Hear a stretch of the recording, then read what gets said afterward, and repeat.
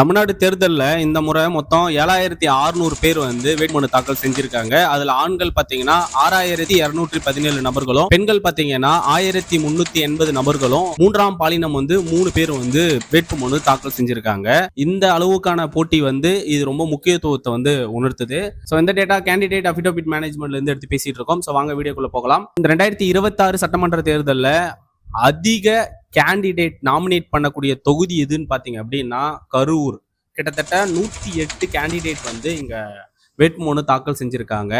ரெண்டாம் இடத்துல பாத்தீங்கன்னா தொண்டாமுத்தூர் 77 கேண்டிடேட் நாமினேஷன் பண்ணியிருக்காங்க.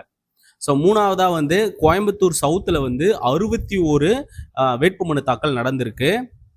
சில இடங்கள்ல காம்படிஷன் ரொம்ப அதிகமாவே இருக்கு, சில இடங்கள்ல பாத்தீங்கன்னா ரொம்ப குறைவா இருக்கு. குறிப்பா உதகமண்டலத்துல 13 கேண்டிடேட் தான் போட்டிடுறாங்க. இந்த கேண்டிடேட் அஃபிடவிட், அதாவது வேட்புமனு தாக்கல் எதுக்காக, அது எந்த அளவு முக்கியம் அப்படின்னு பாத்தீங்க அப்படின்னா, ஒவ்வொரு கேண்டிடேட்டும் நம்ம எலெக்ஷன்ல நிக்கிறதுக்கு முன்னாடி ஒரு லீகலான டாக்குமெண்ட்டை சப்மிட் பண்ணுவாங்க.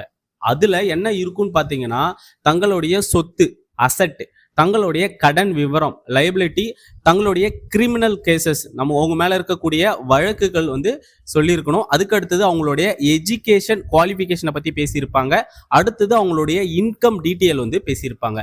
இது எல்லாத்தையும் மக்கள் வெளிப்படையா தெரிஞ்சுக்கணும் அப்படின்றதுக்காக, எல்லாருக்கும் எல்லா விஷயமும் தெரிஞ்சிருக்கணும் அந்த கேண்டிடேட்டை பத்தி. இந்த கேண்டிடேட்ல முக்கியமான கேண்டிடேட் யார் வந்தா நல்லது செய்வாங்க அப்படின்றத தெரிஞ்சுக்கிறதுக்காக தான் இந்த அபிடோபிட் சப்மிட் பண்றாங்க, வேட்புமனு தாக்கல் செய்யறாங்க. இது இதனால ஏற்படக்கூடிய நன்மைகள் என்னன்னு பாத்தீங்கன்னா அவங்களுடைய டிரான்ஸ்பரன்சியா நம்ம எல்லா விஷயமும் தெரிஞ்சுக்கலாம்.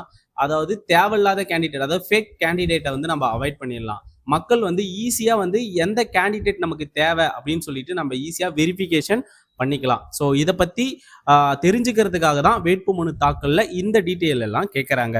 ஸோ நீங்க வாக்கு செலுத்துறதுக்கு முன்னாடி உங்க தொகுதியில இருக்கக்கூடிய கேண்டிடேட் எத்தனை பேர் வேட்புமனு தாக்கல் செஞ்சிருக்காங்க, அந்த வேட்புமனுல அவங்க கொடுத்திருக்கக்கூடிய டீட்டெயில் எல்லாத்தையும் தெரிஞ்சுக்கிட்டு நீங்க யாருக்கு ஓட்டு போடணும்னு முடிவு பண்ணுங்க. இந்த மாதிரி உங்க தொகுதியில எத்தனை வேட்பாளர்கள் வேட்புமனு தாக்கல் செஞ்சிருக்காங்கன்றதையும் மறக்காம கமெண்ட் பாக்ஸ்ல கமெண்ட் பண்ணுங்க. அடுத்த வீடியோல பார்க்கலாம். நன்றி, வணக்கம்.